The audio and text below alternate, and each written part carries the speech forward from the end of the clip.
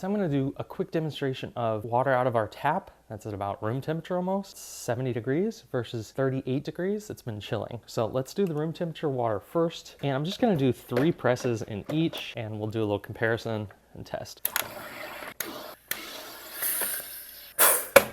And let's see what we got. Temperature 70 degrees, PSI of 22. Put that in our little calculator here. There's roughly only a 2.11 volume of CO2. We did only do 3 presses. Let's just do a quick taste test. So 2.1 is pretty lightly carbonated. And it's got some bubbles. Yeah, that's not good. Okay, so 3 presses with room temperature water, very bad, not good. Let's do our chilled water, which is probably a little, maybe another degree warmer here, but still much, much cooler. Insert this, we're gonna do 3 presses again.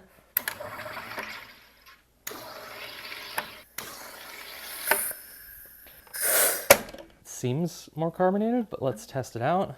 All right, and our temperature, so 19 PSI, about 43 degrees.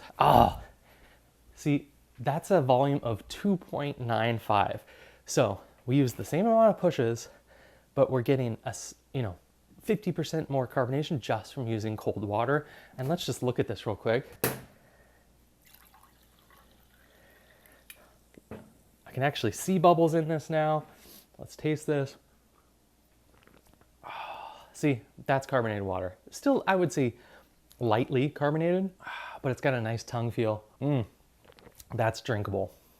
So this really illustrates why you want to use as chilled water as possible. Almost 50% more efficient use of CO2. So that's why you always chill your water. A 2.95 volume CO2 versus 2.1. Just as a reference, a soda can is around 3. Coke Zero at least is just around 3 volumes. So yeah, always use chilled water.